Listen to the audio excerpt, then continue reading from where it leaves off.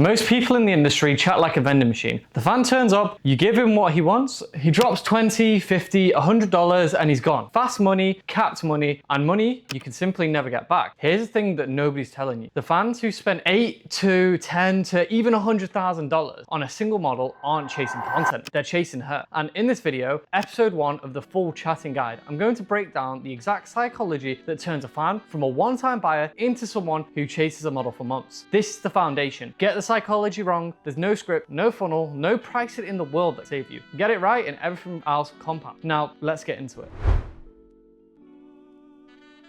Now, the way most people chat is called transactional chatting. They do fast sales, it caps their earnings, and when marketing is hit, like for example with the Instagram stuff, they literally rely on models to go viral to make as much money as they can. Now, that is obviously unreliable, and if you're begging every day for a video to go viral to make you money so that you can get $20 to $50 out of fans, then you're simply capping your model's earnings and capping your agency as a whole, because models are simply not going to go viral consistent. And unless you have, this dime like Camilla, Sophie Rain, etc. Even those could be making more money. But the point is, if you don't have those kind of perfect dime models, then you're basically messing up your agency and you're making your own agency unsustainable. Now, what we do is called leverage-based chatting, which means the fan chases the model, works towards milestones and spends for months. Now, this is the episode of psychology behind all of our chatting and all the other videos that I'm going to be adding into this playlist so you can learn A to Z how to actually chat with no bullshit. Not no fancy script that's going to make you a few $100s, but actual raw value so you can understand the premise of a chat team and how to actually build a sales team instead of a chat team on your page. Now, as you know, there's two ways to chat. One of them caps you. The vending machine dynamic one is almost what everyone does. It's the transactional. The fan wants content, you sell him the content, the transaction's done and he leaves. The problem isn't that it doesn't work, it does a little. But the problem is the ceiling. The moment he's brought her best content for $100, what's left? Well, nothing. He's seen it. There's nothing to chase, nothing to work towards. So he's on to the next model. You've capped his lifetime value at a single purchase. Now, the dynamic 2, the chase, is the one that actually scales. The fan is pursuing the model the way a man pursues a woman in real life. He's working towards something. He wants her attention, her recognition, access to more of her. That fan doesn't spend $100 and leave. He spends for months because there's always a next step for him to go towards and it makes it entertaining for them. The whole game is making sure the arrow points the right way. The fan chases the model, never the model chases the fan, because that just isn't realistic or organic. The second you flip that arrow, you've lost. Fan chases the model, not the other way around. Why fans chase in the first place? So why does the chase work at all? It comes down to one rule, and that's human nature and psychology. People want what they can't get easily. Scarcity creates desire. It's the truth of everything. Watches, cars, tablets, restaurants that are super expensive. And it's especially true of people. And this is why Onlyfans has actually come around, because people desire these models. Think about the real world. High status men chase high status women constantly, and they spend enormous amounts doing it. That instinct, it doesn't just switch off because the conversation is online. Your model is a high value woman. Most of the time they have big Instagrams. Most of the time they're genuinely attractive. Not that any of this actually matters, but this makes it easy for you to understand. That kind of man assumes that woman is out of his league and that he thinks even if he has a little shot, that hope is what he's paying for. And here's the trap. The moment you make it easy, the second you're needy, endlessly available, selling yourself cheap, the hope dies for that man. If she's chasing him, she isn't out of his league anymore. And that's where the whole kind of concept of this deflates. This is the cornstar trap that I've talked about before on here, and the cornstar trap I'll talk about again. When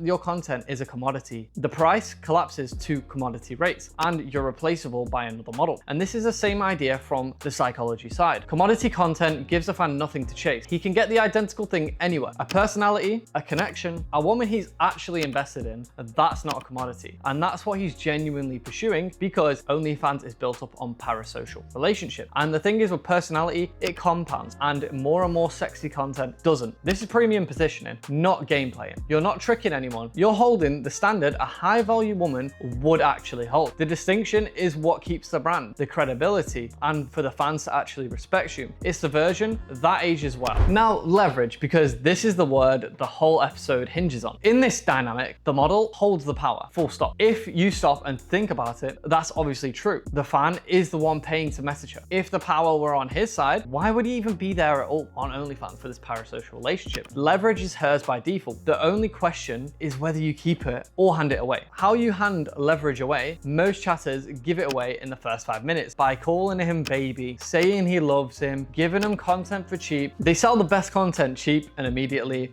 they chase, why are you ignoring me? Please tip me. Every one of those moves transfers the power to the fan. You've told him he doesn't have to work for any of it, so why would he? Now, how do you keep the leverage and keep your brand being consistent and strong? Now, he earns the warmth. He doesn't get it for free. You're not blowing up his phone. He's the one trying to get your attention. If he goes quiet, you don't really chase him. The worry about being ignored should be his, not yours. That's not coldness. It's a woman who has options behaving like a woman. And the more natural you are and the more organic this relationship feels, the less transactional it feels for the fan, and the less transactional it feels, the more he's going to spend. The model holds the power by default, right? You need to understand that. He is the one paying to be there. You only lose it by acting needy. Early pet games, cheap fast sales, chasing and begging him to tip you. You keep the arrow pointed at her as the power dynamic should be. Now, the ego flip. Here's the piece of psychology that feels backwards until you actually watch it work. Fans, whether you like it or not, have ego, especially the ones with money. And fans in 2026 know most models are run by agencies. So when a fan hits a page and gets the usual desperate, the hey baby, buy my video energy, his read is instant. This is an agency and this isn't real. I'm just a wallet. Now flip it. He pushes, why should I spend this on? You're just an online model. And instead of folding, the model holds the line. Okay, then I don't need to talk to you. Watch what happens in his head. She's not desperate. She's not like others. Maybe she's actually a real person with standard. And now,